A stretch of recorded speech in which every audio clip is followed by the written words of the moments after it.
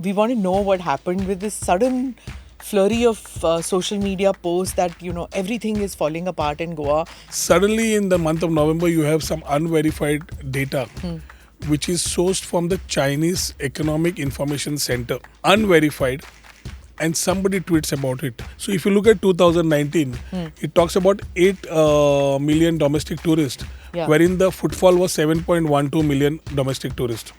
When it comes to international tourists, it was just 0.91. And here it says 8.5. 8.5. So how did this 8.5 come in?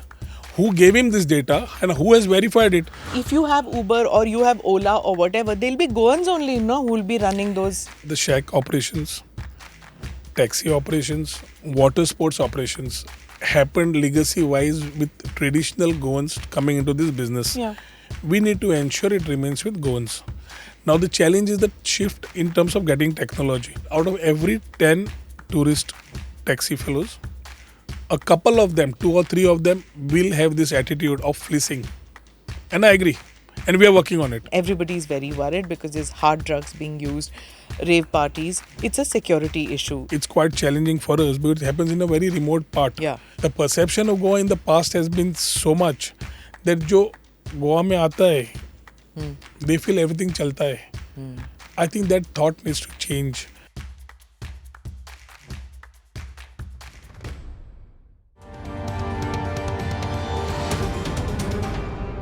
Namaste, Jai Hind. You're watching or listening to another edition of the ANI podcast with Smita Prakash. November and December are peak tourist seasons in many of India's beach towns and cities. Thousands of tourists head to Goa every year for Christmas and New Year celebrations. However, recently there have been a flurry of posts in social media against the beach towns of Goa. Are those posts actual complaints and organic in nature, or is the allegation by the Goa government true that there is some insidious campaign? To answer these questions, I have in the studio the Tourism Minister of Goa, Rohan Khaunte. Thank you, Rohanji, for coming to the studio and talking to ANI. I really appreciated that despite the pollution in Delhi, you are leaving the beautiful area of Goa, the lovely towns, beach towns, and coming to this polluted city to do the podcast. I'm flattered, but very glad you're here because our team has prepared this list of questions.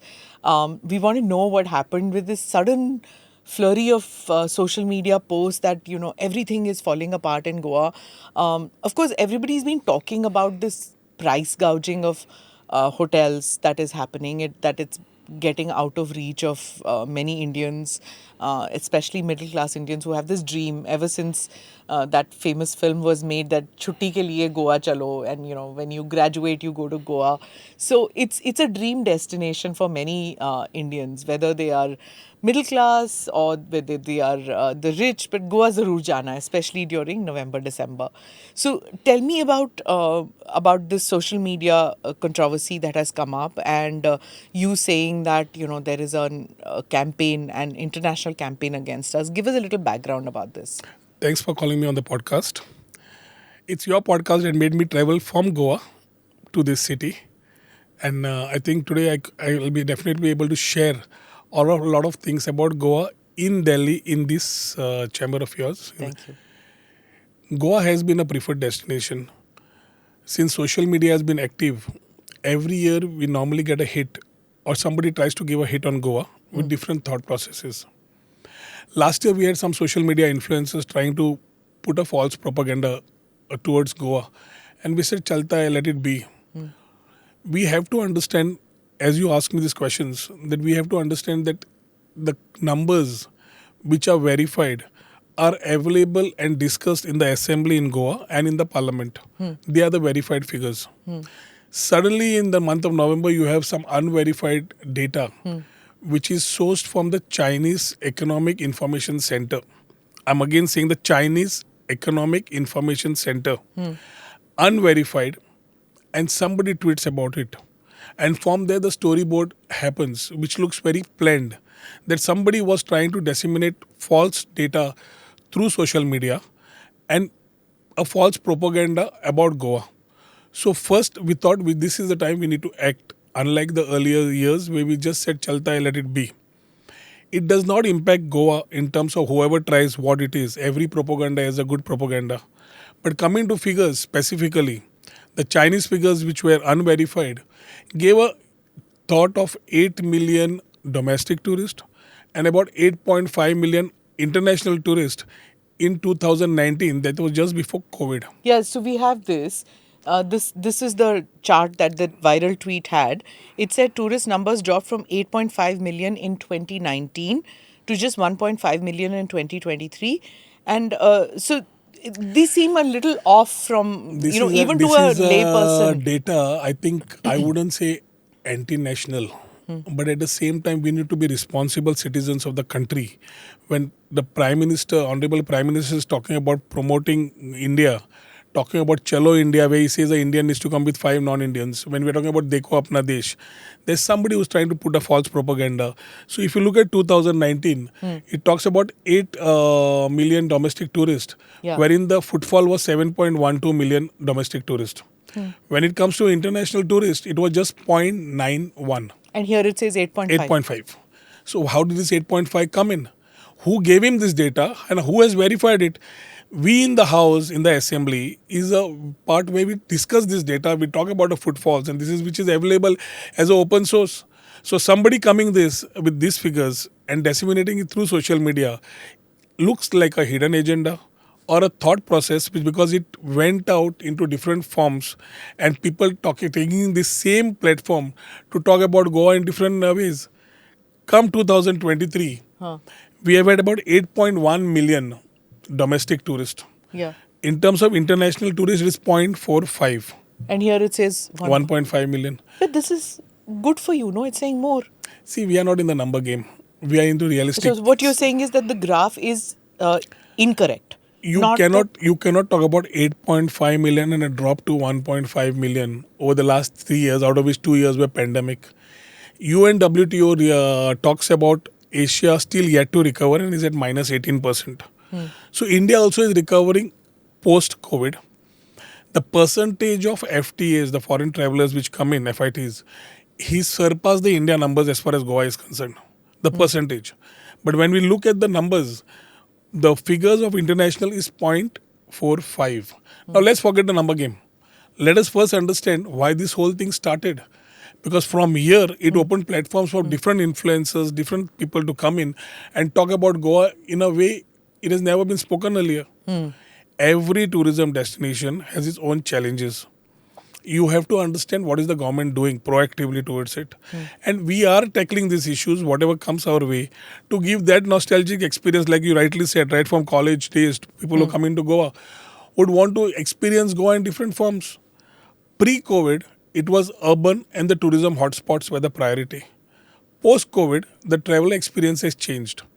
He wants to go into multiple locations in terms of looking at varied experiences, or he wants to come into one location and have varied experiences. It's how you can have the things in the offing and offer it to them. We have been talking about the coast, the sun, sand and sea in the past.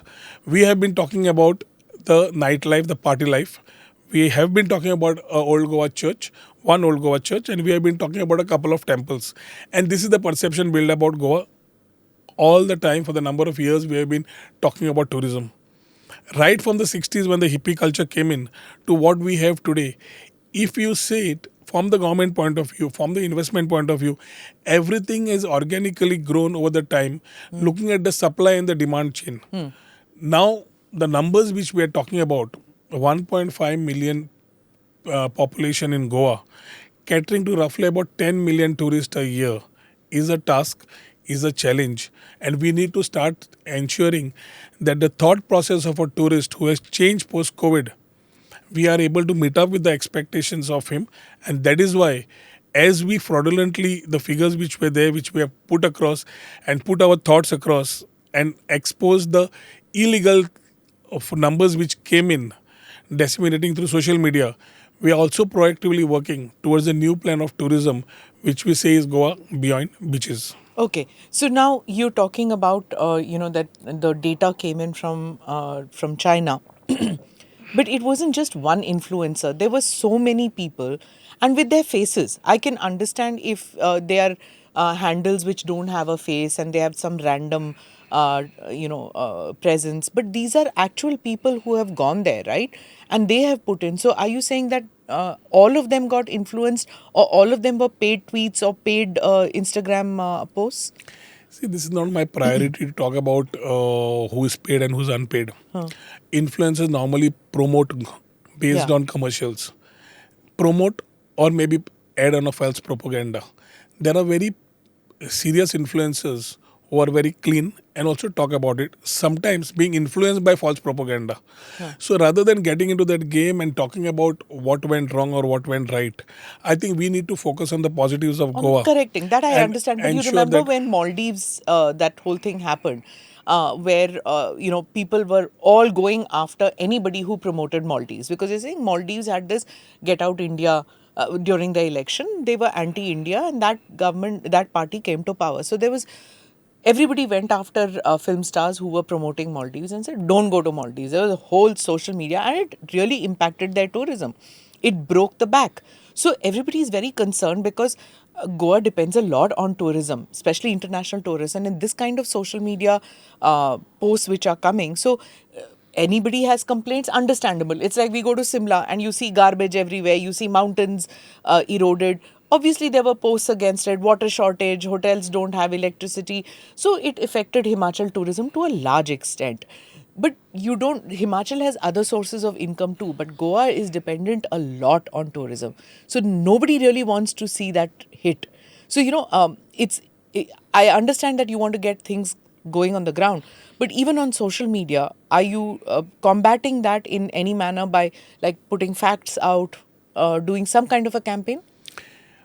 based on the figures which came out, a lot of travelers have shared their experiences. It might be on the taxi, it might be on the things which they found that they needed to be having better experiences about things and issues faced in Goa, which may not be directly tourism, but as a tourism as an industry gets correlated, it's a collective responsibility.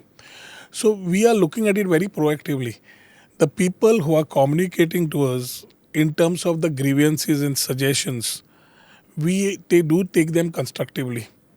Every comment which is given is analyzed, prioritized, and we try to implement the changes in this particular way that we can. Rome was not built in a day. Similarly, with the new thoughts, new people coming in, new challenges also come in. For example, when we talked about Goa beyond beaches, today we are talking about regenerative tourism, one of its kind in the whole country. Everybody is talking about sustainability. Sustainability only minimizes negative impacts, but regenerative tourism talks about economy, talks about culture, talks about environment, talks about the society. So when we have these four pillars built up, we are talking about inclusivity. We do know that we need to adapt to technology, which we have already done, and we need to be ready as we touch upon the emerging markets. Okay. We are talking about a shift with a vision document of talking about quality over quantity. So if somebody is talking on numbers and do not have the per tourist spend, per traveler spend, in the long run, like how you say, we are dependent on this economy because tourism contributes to about 16.43% to the economy, to the GDP, and roughly takes care of about almost 35 to 40% of Yeah. the direct and indirect employment. Employment. So it is a challenge for every government in place in a state like this, which is dependent on tourism. So as we start looking at adapting technology, ensuring that the beaches are safe, clean and secure, we need to ensure that a travel transit mechanism like taxis are in place. We are adapting to technology. Today, as somebody talks about taxi mafia, I'm going to come to that. Taxi is a major issue. So some of this, we spoke to a few tourists, and some of the complaints, if you can address those for us, it's a compilation of random complaints that we have picked up. One, of course, is that there's no app-based cab service. So one is dependent on fleecing of taxi service charges or coming. Now Singapore also says no Uber, right? They've also had, but they at least have another service called Grab. You go to, I'm just picking up the Asian ones because you know that the tweets which absolutely. have been coming saying Vietnam chale jao, Indonesia chale jao, don't go to Goa. So that's why I'm picking the Southeast Asia beaches only, beach towns. So when they say that don't go to these places because the cab service they charge as they please. So if you can come to this, that why don't you have app-based service. If you don't want Uber, then you can have Indian app-based service, or you can have your own app-based service. Why not? Tourism thought is very inclusive for us. We have to understand that the shack operations, taxi operations, water sports operations happened legacy wise with traditional Goans coming into this business. Yeah. We need to ensure it remains with Goans. Now, the challenge is the shift in terms of getting technology. We do agree that a lot of tourists are commenting on social media, but this is 1% of the tourists who may have met this type of people in that transit of coming into Goa. I would say that out of every 10 tourist taxi fellows, a couple of them, 2 or 3 of them, will have this attitude of fleecing. And I agree. And we are working on it. At the same time, the balance 7 people have been ambassadors of tourism is nobody wants to highlight No, because that's fine. no, let me complete it. So negative impacts are always spoken high as compared to positive impacts. Now from the government side, today we have the yellow and black taxi, which is a point to point prepaid. You have the blue taxi, which is again prepaid. You have the Goa Miles, which is a aggregator, taxi aggregator, which is already there, which is operating in Goa, and now you have the Goa government come with Goa Taxi. The Goa Taxi app is already there in Goa. The Goa Miles is already there in But Goa. nobody does it, no. No, As it is per the already. app. That's what I'm saying. So what happens is this is the awareness which we have already started putting across. Additionally, a tourist facing any problem, we have a very clear toll-free number 1364. Awareness is there in every hotel, every supermarket, every shack for that matter, so that a tourist having a bad experience needs to just dial this number. He can also get more information about his See, everybody experience. goes for 4 to 5 days. Who's going to bother with writing and calling up an If app? somebody and- can look at putting It's the his easiest thing to thoughts do. on social media, Because जिसको करना है इसको ठीक करो. सही है. You can do it by looking at the social media complaints, and it's not just that. What I'm saying is that an easy to use app. It's like if you don't have WhatsApp, Goa Taxi, and Goa Miles are very easy to even use apps. if you have Uber or you have Ola or whatever, they'll be Goans only, no, who will be running those. See, the mindset of a small place with a 1.5 million population works differently. Bigger states, these issues are very minor. They are so international in Goa. They speak so many languages also. Each I agree cab with you. operator. I absolutely agree with you. But here, Yeah. we already have a solution. And we are absolutely working on it Okay, to let's- ensure that these things work out favorably for the tourist. So the other thing is that the vehicles that ply as taxis are so old that someone cannot accommodate a car seat. Some of them don't have seat belts, or they are so old that it doesn't fit into the thing, right? I'm only saying it because of international travelers. Indian travelers, to पीछे की seat में they'll sit without seat belt. They don't care.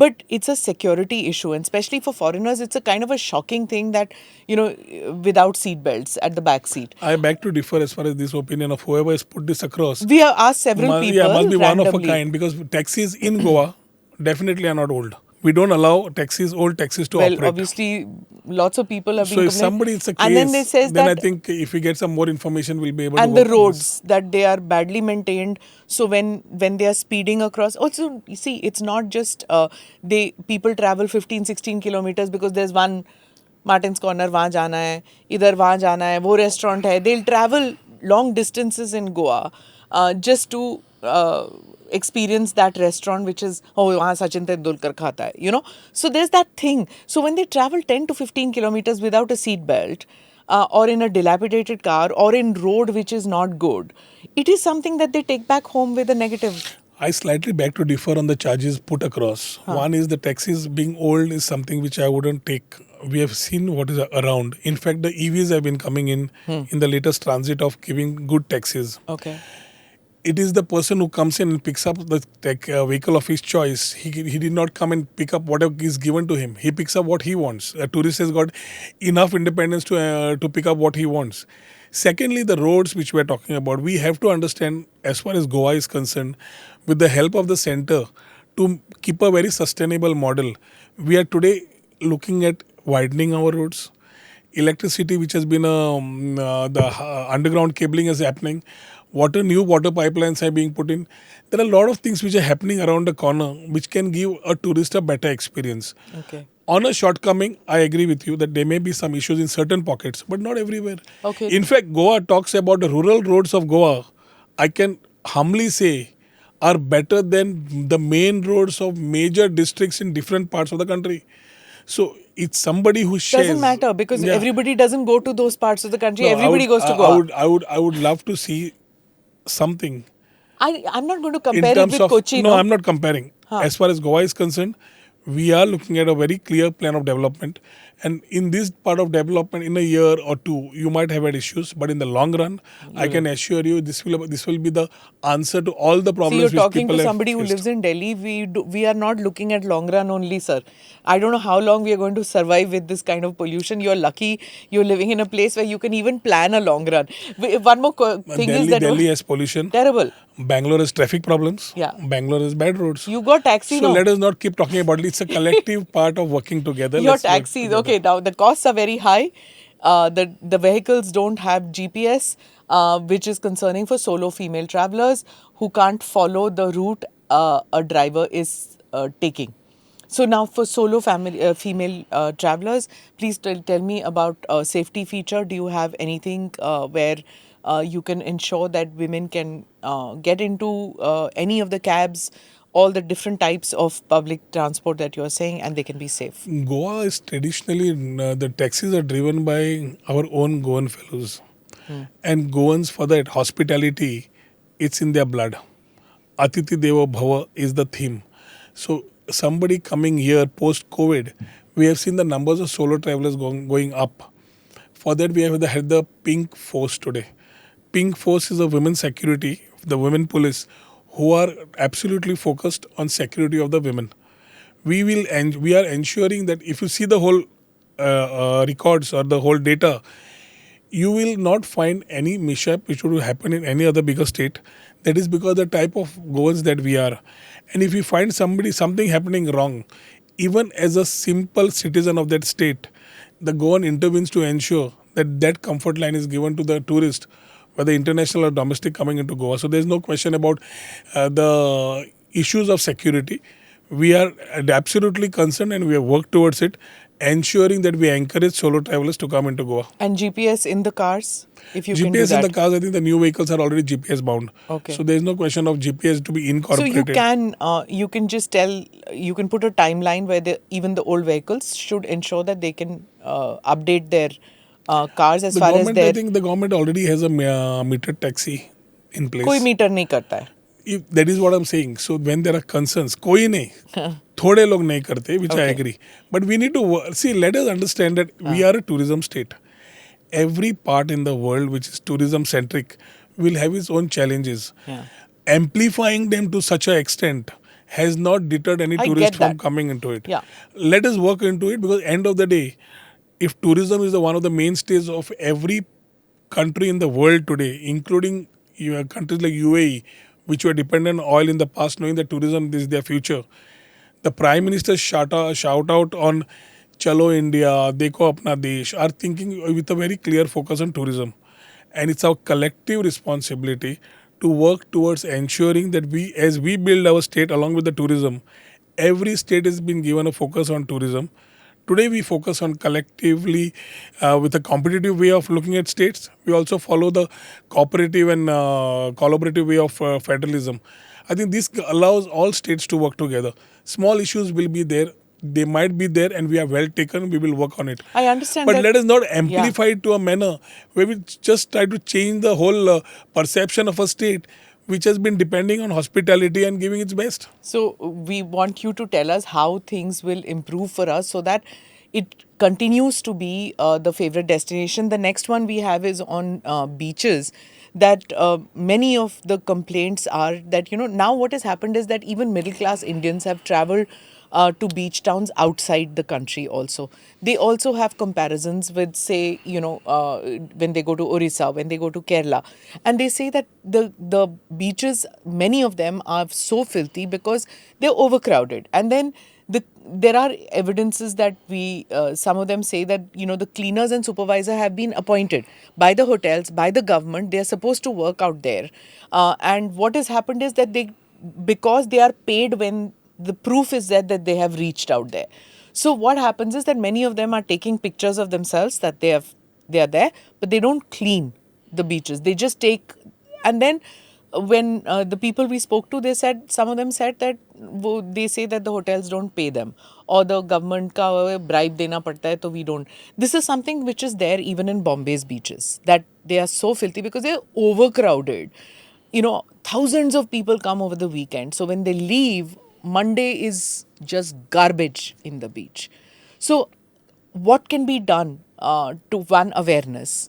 You create awareness among people not to The whole dirty it. beaches which are there in Goa, everything, I'm not here defending as a lawyer, but I could definitely want to share this through your medium that the awareness is there.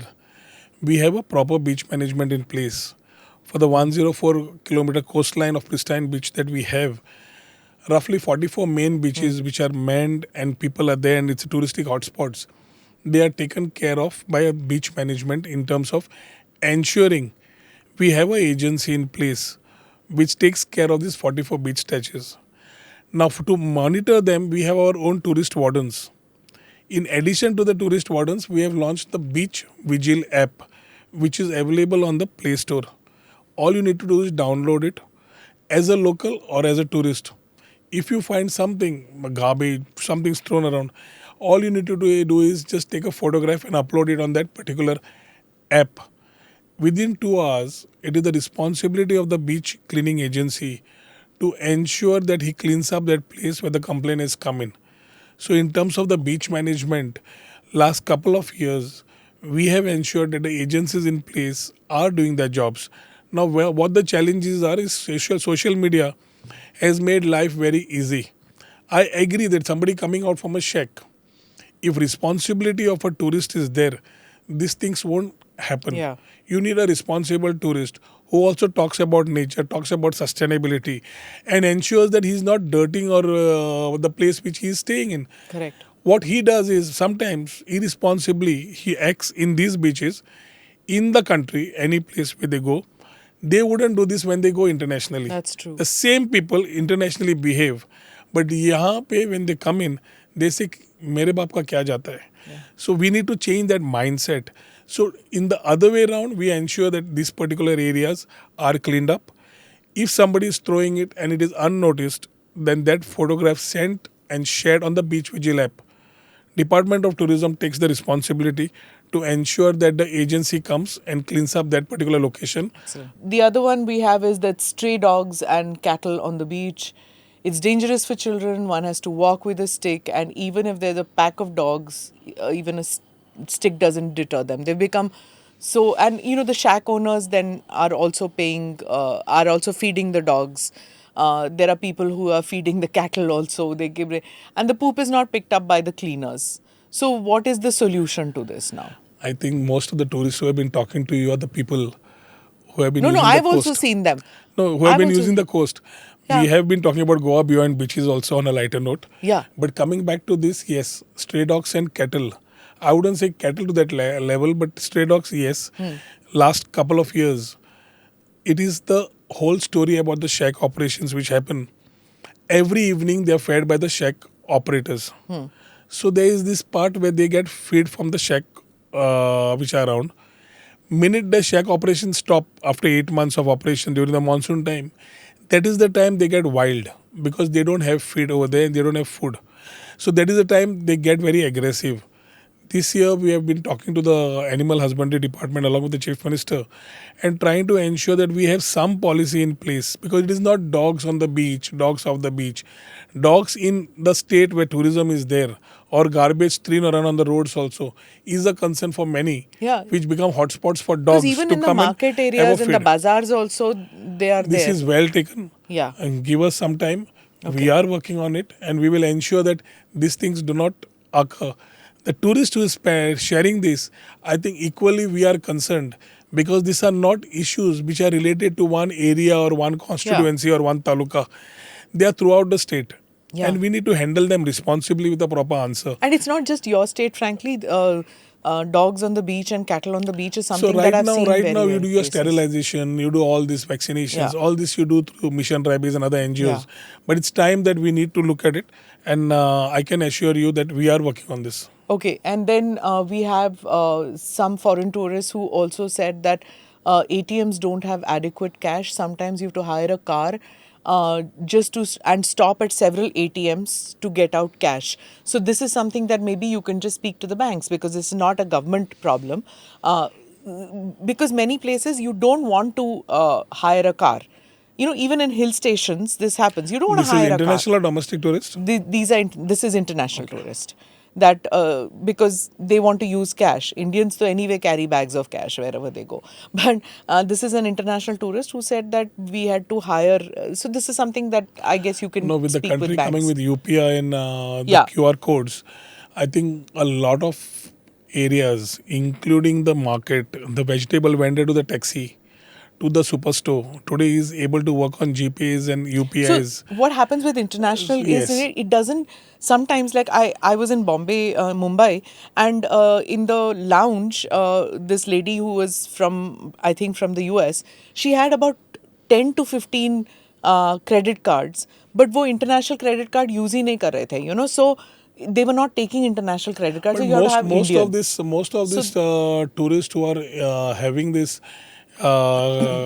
usage of cars are either charter guys or the guys who come in FITs. yeah, All these people normally would have prepaid taxis, prepaid taxi. and prepaid taxis paid through the No, hotel. not taxi. This is ATMs ka na. This is ATMs don't have So, the cash. but then I think they're using their cards, right? So They the are, many, like when I stayed in a hotel in Goa, they said that there was fraudulent transaction which happened when they used their card, not in Goa but elsewhere. So subsequently, whenever they have come to India, they use debit cards. They don't use their credit card, they use debit cards and small amounts. So they prefer to go to ATMs and withdraw cash and use it in the shacks and all, because they are unsure whether their data will be safe or not. That has become another big issue, right? I mean, globally it's become an issue. So you'd rather deal with debit cards, or you go to an ATM and take out money. You're safer that way. maybe one of a kind. We'll need to Yeah, look at maybe this. ATMs ka you can do that. Then we have this question of frequent power cuts. Almost like most hotels, which are not five-star hotels, which don't have big power backups, and people want to stay in the smaller locations. They want to stay in homestays, not necessarily in the beach. The visual is of the beach, but even in the smaller homestays where they want to experience the culture and traditions and all, those homestay owners say it's not our fault. We have power backup, but the power situation in Goa is quite bad. So 3 times at night, sometimes the power goes away, and then it takes away from the whole experience. So what is the power situation like? I would say in the last couple of years, as people have been commenting on the numbers, a lot of investments have come into Goa. A lot of new hotels have been coming into Goa. A lot of new infrastructure has been coming into Goa. Now, this has definitely made a little imbalance of what has been in the past. To make it sustainable, you spoke about the roads, and I just told you that we are doing the underground cabling and improvisation of So these the digging. transformers. That's why this digging thing took place about the roads. But we have to understand, to meet up a balanced parameters, we need to work towards continuous sustainable development. In terms of power supply, in certain areas at peak loads, there might be concerns. If I keep saying that we are working on it, it might sound funny. But it's very important that if we recognize these areas which we have in our domain, then you can be rest assured in a year or two, with the type of work that has been happening in Goa, the frequent power cuts and the interrupted power supply will be issues of the past. Okay. Because the hotel owners say that it's next year it'll be okay. But people don't come every year, right? You save up and you come once in a couple of years. So this is where.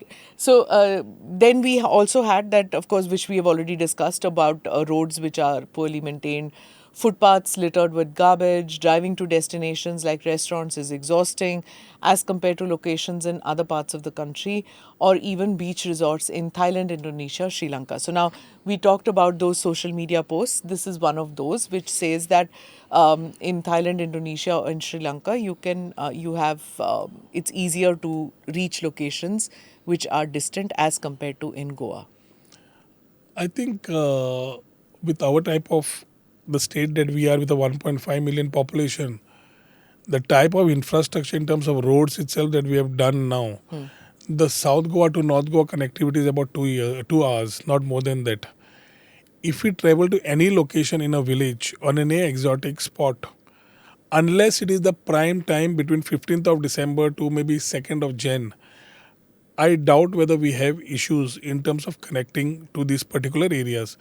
Now, certain pockets have developed themselves into as good as having the whole lane as a foodie area, where people who are foodies specially come to this type of areas. For example, Asagaon in North Goa Yeah. is become a full lane is become with different restaurants, international Goan cuisine available over there. Here, in fact, as we're improvising on the infrastructure, we still have this connect, which is hardly from the beach. If you go towards Kalangut, it's about a 20-25 minute drive. A 20-25 minute drive shouldn't be something which we should be looking at. Today, the mode of transport is two-wheelers, rent-a-bikes, rent-a-car. Unless somebody wouldn't know the location and goes in rings, I wouldn't want to comment. But otherwise, connectivity in Goa in terms of infrastructure to the restaurants which are there, which are quite signature in nature, and tourists would normally want to go there for footfalls. I think we are quite comfortably placed. Let us not take everything and amplify in a manner which becomes challenging as far as Goa is concerned.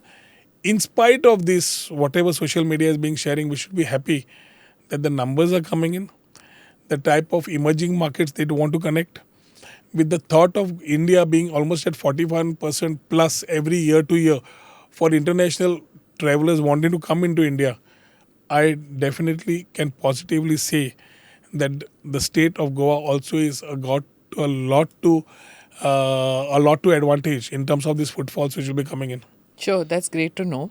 Tell me about, whenever we talk to hotel owners, they say, oh, Indian tourists are coming in, but it's the foreign tourists who bring in the money. But the experience that one has is that it's Indian tourists who are spending money without even thinking. So tell me, what is it? Is Goa now an expensive tourist destination? Is it still affordable tourism that Goa is looking for? You were talking about sustainable tourism. What is it that you're aiming for as a state? We'll make it into two parts. One is first the cost. If we look at the FA, if we look at the hotels, it is basically the supply and demand. We have had two airports. Connectivity is Has there, been tremendous now. but Yeah. we have still a big scope Yeah. to increase on further airlines, new airlines, more number of airlines domestically and internationally wanting to be connected. If that happens, then maybe we may have some rates which are being looked at in terms of airlines. Again, supply demand chain comes into the And no discussion. price gouging, please. The airlines, I mean, especially. That again comes into discussion when we are talking about the hotels. Huh. Now, as a government, we need to understand that we can't curb rates. They are driven by market forces. Yeah. So, as they are driven by market forces, tomorrow if the supply is more, demand is less, rates will automatically get rationalized. In spite of this, you are running full throughout the year with a 80% occupancy plus of all the hotels. So that is why, although we feel that the rates are high, and I do agree with you, which the issues which have been taken up as far as connectivity is there with the center and the hotels is there with the trade, that you shouldn't have the graph shouldn't be going spirally differently for them. They should be having a very clear, consistent way of running businesses for which rates do make a difference. As we work on those, the part two is the thought process ahead. We have talked about Goa beyond beaches. We are talking about regenerative tourism. Today, a small festival like Chikhal Kalo, you should come and experience it. When is that? This is in the month of June. Okay.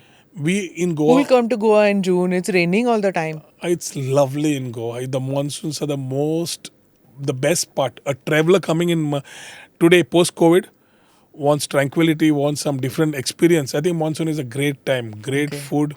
Not only the chai and the hot bhajiyas, but every food in the monsoon is much more tastier than the normal times. I Okay, can bet on sold. it.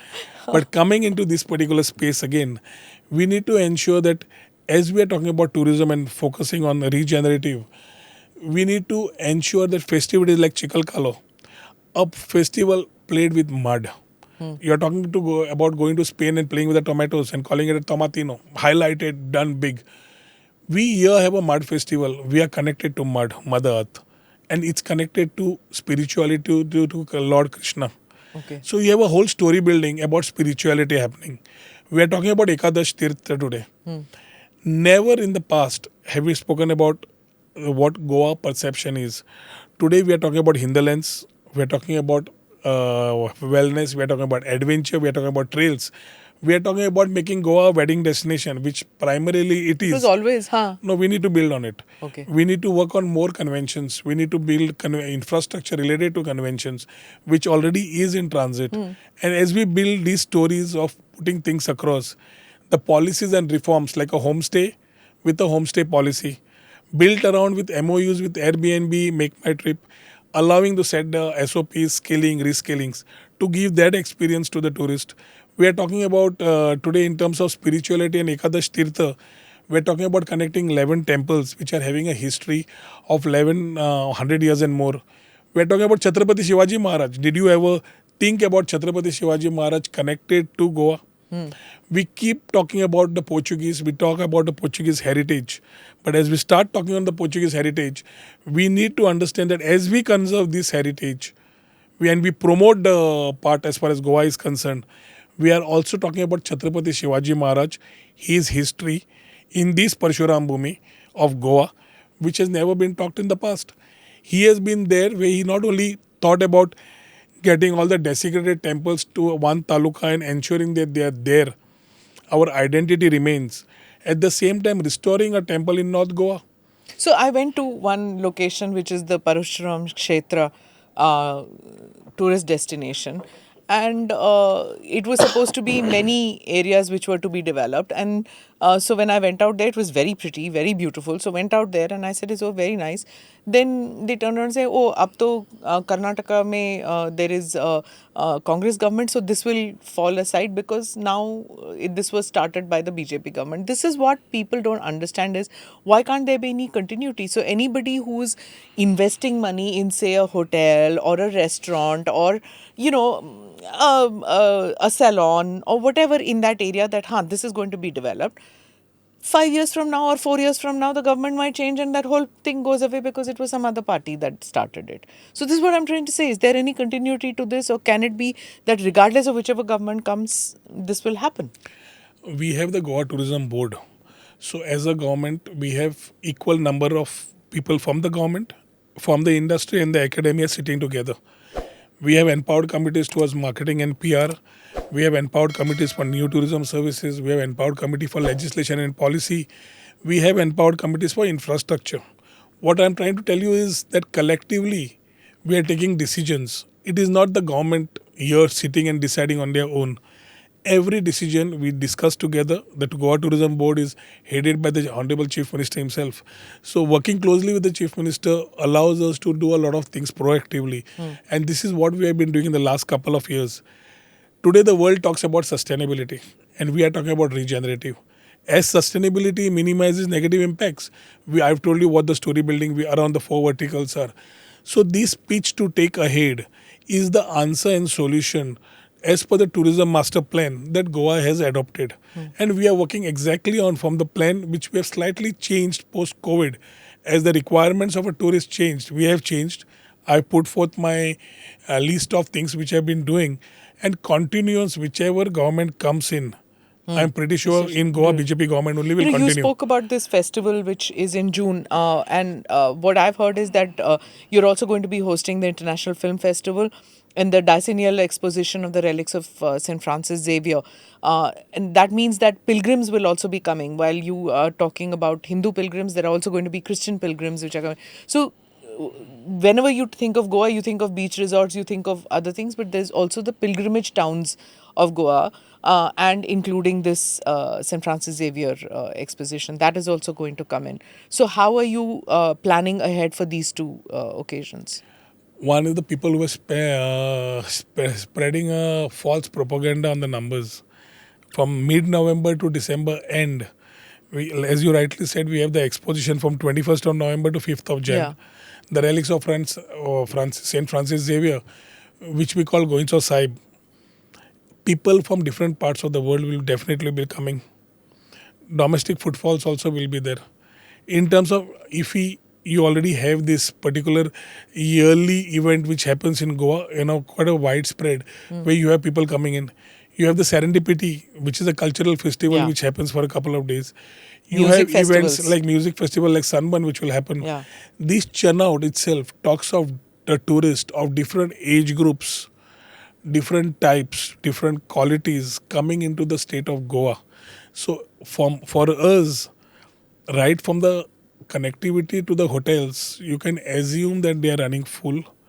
In terms of scouting and ensuring that we place ourselves, we have been doing it at World Travel March that we participate in, inviting the tourists for this type of events. At the same time, ensuring that as they come in, Atiti Deva Bhava has to be the theme, and we will ensure that whatever in terms of hospitality is there. Pilgrim tourists, we today have a showcasing where we also tell them what is more about Goa. We need to show them everything what Goa had in the past and leverage it in a manner where popularism in terms of giving these touristic experiences is there for those tourists who comes into Goa in different forms. So like Chikhal Kalo in the month of June, throughout the year we intend getting festivities, not only restricting ourselves to Shigmo and Carnival, which have been the legacy wise yearly events in Goa, but every month you'll have one festival which will be touching upon culture or identity or spirituality, where people coming in that month can come and enjoy. So, can you tell me if you can provide? These are some basic things which pilgrimage towns don't have. It is not restricted just to Goa, but because you represent Goa, I'm going to tell you about it because you're starting something. As compared to the other towns, you can start it on your own. Is basic things like having toilets and clean water. These are two things which pilgrimage towns don't have because most of it, I mean, I stood in line to see the relics of St. Francis Xavier. So you stand in a queue, you're standing for 45 minutes, 1 hour, more than 1 hour sometimes, and there are no toilets, clean toilets to go and, use them. There's no clean water. So ultimately, you have plastic bottles, they drink it and they throw it because you can't enter with any bags or anything like that. So you throw it. So, that entire area, it takes away from the pilgrimage experience when there is so much of filth around. There are children, so they are defecating in the side, their diapers are on the side. You I don't think I think feel. I think this is not the narrative we do for exposition. Yeah. I wouldn't take this because Yeah. in terms of infrastructure, the church itself is closely involved, collaboratively working with the government. There is a separate cell which is always constituted only to overlook the issues of exposition. For the example, this year, which is happening after a couple of years, you can be rest assured that there are people who are from Goa or connected to Goa who come here only to be of service and doing service on their own, irrespective of what government is doing or what the church is doing. So standing in the lines, giving them water, giving other juice, or giving something has been a sort of a tradition that we Goans do for people who are standing in those lines. We cannot discard plastic overnight as we talk about banning plastic and saying plastic Yeah. free Goa. I get that. But ensuring that the place is cleaned for the pilgrims who stay in those areas or come to pay a visit.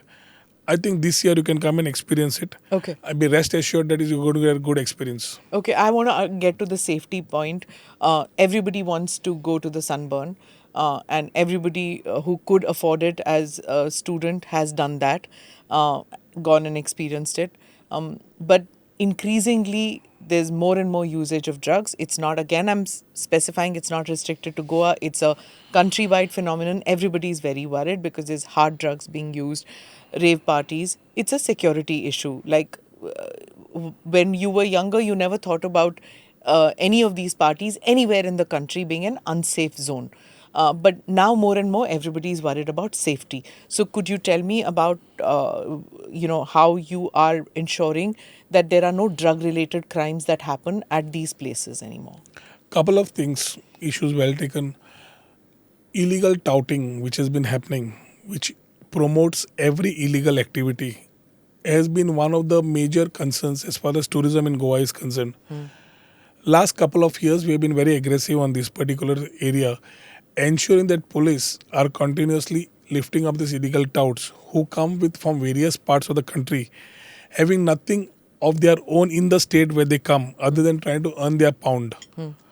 We need to ensure that last 2 years, if you try to see, we do not promote rave parties. We do. These are all things which are happening around the night, around the cloud, and where today also it's quite challenging for us because it happens in a very remote part. Yeah. And you need to really have the whole enforcement in place, which on a complaint we do act, but if we know about it, we ensure that it is stopped. As we take these things and drugs to be tackled, it's every responsible tourist who needs to feel what he's coming here for. The perception of Goa in the past has been so much that जो गोवा में आता है, they feel everything चलता है. I think that thought needs to change, and that's what we are trying to work on for the last 2 years. So I've shared with you what we are talking about, our heritage, culture, tradition. At the same particular time, we need to address this issue very aggressively. Last 2 years, it is very important for us to understand that the people who consume are not only for events like Sunburn, but they happen throughout the year with some of the other fellows coming and getting attracted to drugs. It's a very serious concern, not only in the state of Goa. We are all out to tackle this situation because it is affecting the youth at large. Yeah. It is not only addressing the tourist, but it is addressing Locals. the locals Yeah. also at large. So what has happened in some states in the north are some learnings for us to put our act together. And along with our Chief Minister, in the last couple of years, we have been acting on this. It's a process. It's not an overnight I get that. solution. Yeah. But I think the whole thought of we giving a very clear perception change to what Goa was looked upon and to what Goa needs to be looked upon. Yeah. If we are able to transit this successfully, I think a lot of things will start changing. See, when you were talking about local youth, you're talking about preserving culture and all that. For many of us who, as tourists, go to Goa and we open the newspapers, we realize that a lot of reporting which is done is about locals who respect tourists because they are bringing in the money, but also the fear that their local culture is getting disrupted. Land is not something that locals can buy anymore because obviously people from the rest of the country now who want to get away, especially post COVID, when where everybody can work from anywhere in the country, people can work from different places in the country, have bought property in Goa, have bought land in Goa, flats in Goa. They're working, they bring in their culture. Goa has always seen this influx of outsiders coming in and this insider outsider. So, in what way are you working to preserve the local culture, to make the locals feel safe and secure that their culture is not going to get further diluted? Every place that has nature at its best, and somebody would want to comes to this place would want to come again and again. Post COVID, some of them have made them their second homes or rather their first homes. Now, when migrants, I wouldn't call them migrants, we are from the same country. When we have been coming in and somebody has been buying the land, we have to understand that somebody has been selling the land. So it's one of our Goans who is selling the land. Because at the end of the day, as the sons of the soil, the land cannot belong to somebody outside. So the question of the land coming and buying happens in Goa by a Goan itself selling it. Yeah. So the one part of the story is there's a Goan who wants to sell it. The second part of the story is a lot of Goans who wouldn't get opportunities in Goa for whatever the past way it has happened have found opportunities internationally in some countries or nationally in different states. We are trying to address the issue by having the right policies, right universities, right education, with the new education policy coming into place, and also skilling, reskilling, upskilling being the focus to ensure that the brain drain becomes zero. Now these people, if they do not migrate and they stay in Goa and they protect their own lands, then the question of selling lands do not arise. The third part is the cost. Every area which normally becomes scarce in terms of development, it is again the supply and demand chain. People in Goa, fortunately for them, have their own space, their own land, and their own house. After expansion, there are challenges in the next generation where they're wanting to buy a small piece of land or a flat, which they find is challenging. We have, as Goans, we have our own. We follow the code of Comunidad. Comunidad is a part of government. It's a part of Portuguese legacy. Lands owned by Comunidad is as a local body in every village. Now, that particular land is available for Goans and other people alike, depending on the comunidad, which is not governed by the government directly, by the code of comunidad, where you can get land at a very respectable price. The question today arises, is the people who are selling and the people who want to buy, this whole issue has come out of the people who have come from outside Goa to invest into Goa and start their own things. It has also given a shout out to Goans to start putting their shoes together, getting out of that laid back attitude, because people who come from outside states into our small state, the work culture, they have come with a different work culture. Yeah. And we have been culturally brought up differently. The plus point is during COVID, the smallest of the person who had a field was self-sustainable, wherein the people who worked in corporates didn't have food in the house. So the balance and the imbalance will continue as a part of any person in the whole world. We in Goa I wouldn't want to get into a debate, but definitely Goans at large and for the generation next, most of them who are here have their own spaces. People who have migrated over time and call themselves Goans, other people maybe majorly who find this issue of the price hike and the rest of the things, along with a certain section of Goan, along with certain schemes of housing board and the government, a lot of things I think in the further course of this government will be addressed. Okay, you spoke about skilling the local youth so that they have sources of employment and they don't need to go out of the state if they don't want to. It's a choice. The mining sector has kind of collapsed in Goa. Tourism is bursting at the seams. Is there any other sector which you think that Goa should expand into, or is it still focused completely on tourism as far as revenue is concerned for the state? As we think of growing this in the tourism sector, where Goa Beyond Beaches will talk about more verticals opening up, more opportunities. Like for example, when we talk about homestay, the whole thing is built upon women empowerment. Correct. The women of the house take care of the homestay. Yeah. They start talking about sustainability. They are talking about introducing the tourists to the local artisans, the local communities, and making it very inclusive. So as we start focusing on these particular areas, definitely I know that there are challenges that, as you have spoken about, in terms of what can be done next. Goa having this whole thought about creativity, last couple of years tech tourism indirectly has started taking shape. We are talking about technology being adapted. Goa can be the right place for a knowledge hub. We can have Non-polluting industry. Yeah. knowledge hub which can be there in Goa. We have the IIT, NIT slowly developing, I expanding. can just imagine, parents saying, "Oh, my son has gone to study doing engineering in Goa." Yeah, right, engineering in Goa. So- पढ़ने गया है Goa. So जब हम तो बोलते तो हैं, mindset change होना है. so it is for everybody. When we talk about investing in Goa, we have a hard time telling that somebody can come and do business out Yeah, of Goa. hotel management is perfect. We have a perfect port connectivity, airlines. Yeah. We are talking about opening the cruise terminal. Airport which is about 5 kilometers away from the cruise terminal is going to be the right set if we get a point of call as far as the port is concerned. We are talking about roadways and waterways which we are exploring and the airlines. When we do this particular part of our energies put together, the ecosystem gets built around for everybody to come and do something else. And knowledge is something I think which is a focus area for us. If we do it rightly, then I think people coming and doing business out of Goa in terms of the logistics, which will be best as far as Goa is concerned, making it a knowledge hub.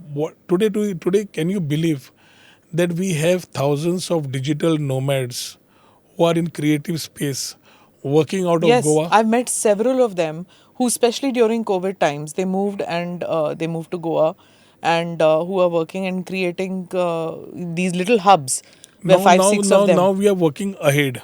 One is the infrastructure. We are talking about co-working spaces on the beach. Like a shack, you'll have a space on the beach. Work out from that particular place as a co-working area. Do your water sports. Go and have some water sports in the sea. Come back on a shack, have a snack, have a beer.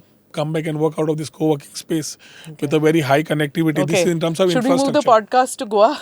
It's very, very No, but tempting. importantly is the challenge is the international digital nomads. Yeah. Here we have a issues of Oh, so visa. you don't want our business, you want international No, I now want the international tourists to have come. Yeah. always been the attraction for domestic tourists to Correct. come in. Yes. So you need to have a balance. If 30% is the international, 70% is domestic. And as you rightly said before, today domestic in the present scenario, coming out of legacy markets of UK and Russia, Yeah. we can say that the domestic tourists are the spenders Yeah. as far as Goa is I concerned. mean, they order like 5 beers. They get 10 baje band ho raha hai, 12 baje band ho raha hai, 5 beers, 6 beers sitting on the table each person. I don't see the Goras doing that kind of spending. I mean, they'll order 2 main courses per person. And they Indians travel family leke na, तो vegetarian भी चाहिए, non-vegetarian भी चाहिए. I'm seeing Indians spending a lot more. It's not only That the is food, even happening. in the retail and the rest of the Yeah. touristic experiences, they don't budge, they don't think twice, they spend. Yeah. And we need to have these sort of international tourists coming in, whether it's the UAE, Southeast Asian markets, or you're talking about Germany and France.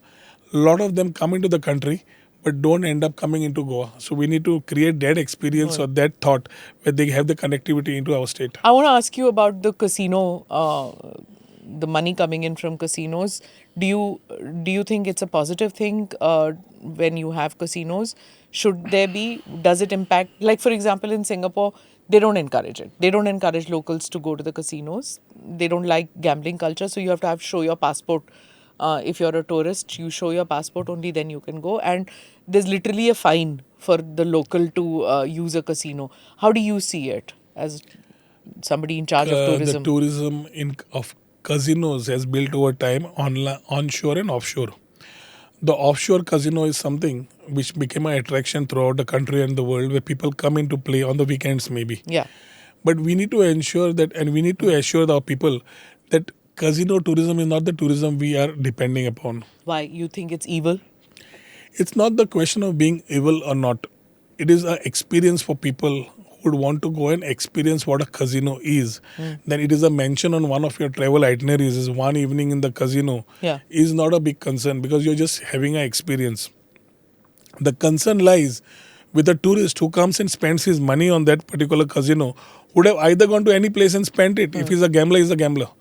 But he's giving back to the state in terms of any economics of looking at a touristic experience or other things do not arise. So his give back to the economy in terms of a spend does not come out other than the thought of being in the casino.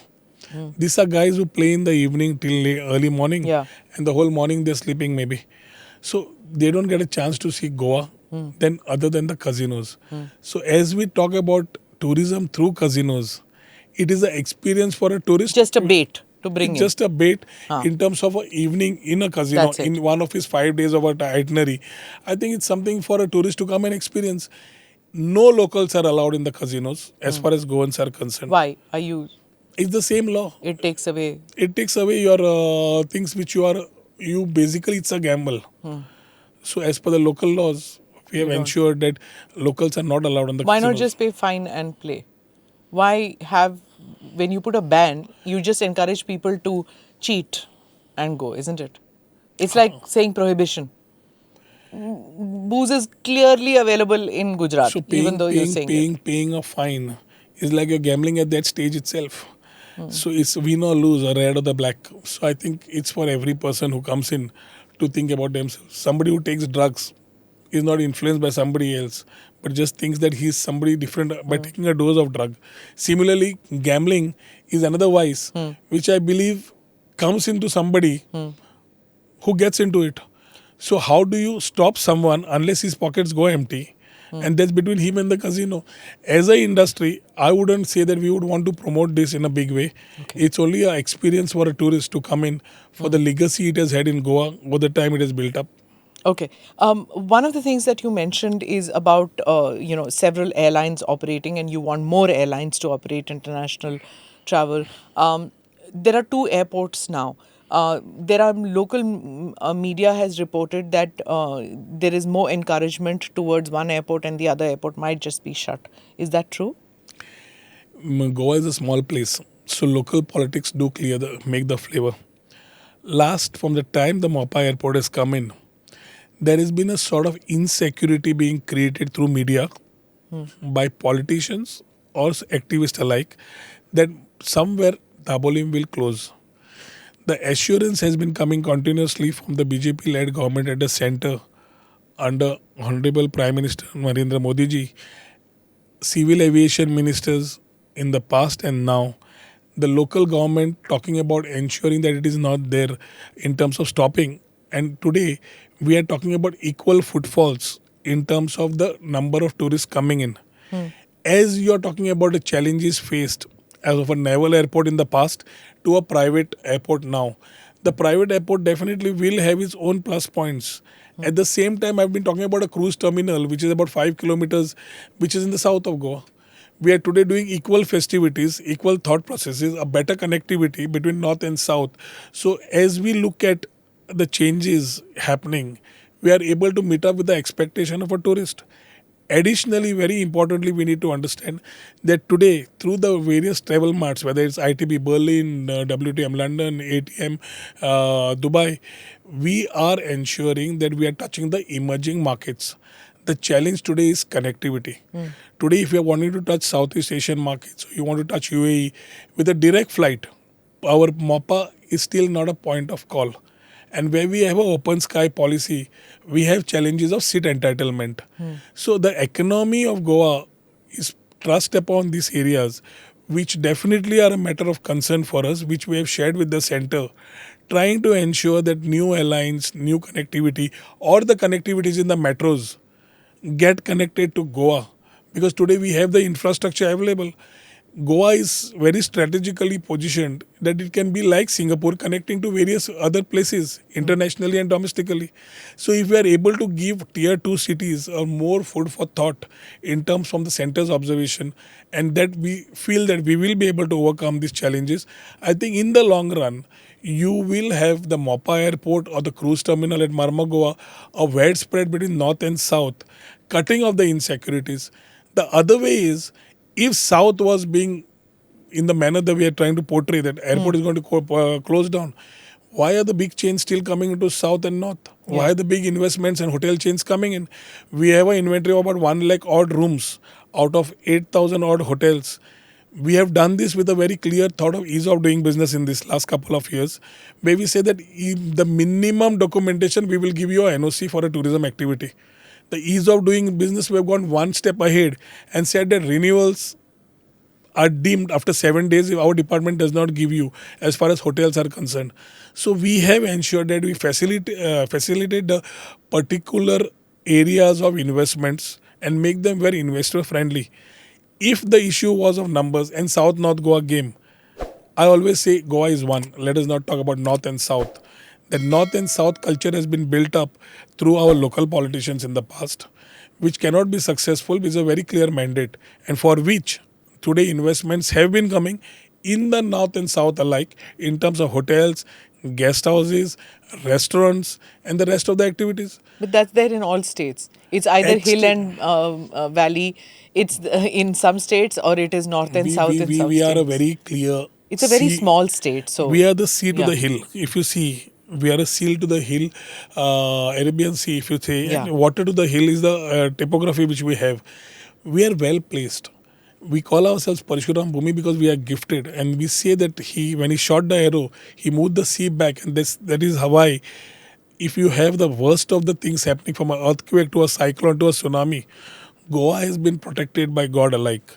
That's why when we promote ourselves, We need to be culturally right and target the right audience to come into Goa. Unlike anybody coming, everybody coming, has only been giving the numbers. That does not answer the economics of Goa. So as we build around the infrastructure, new tourism services, marketing ourselves in the right domain, we need to ensure that the right tourists come in who are responsible, talk about sustainability, and ensure as they enjoy the place, they leave this place, allow us to restore it for the next generation. You make a very persuasive argument. So even if you have the wrong kind of tourists coming, hopefully the culture of Goa will make them the right tourists.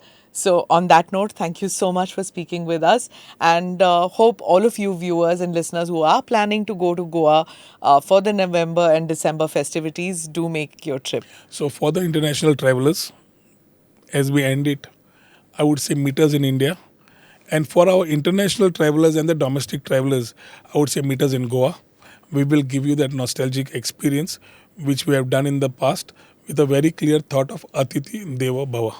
Thank you, Rohanji. Thank you so much. Thank you.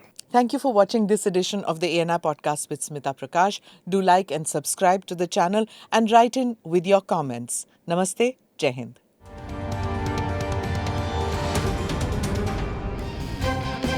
Click here to watch the previous episodes.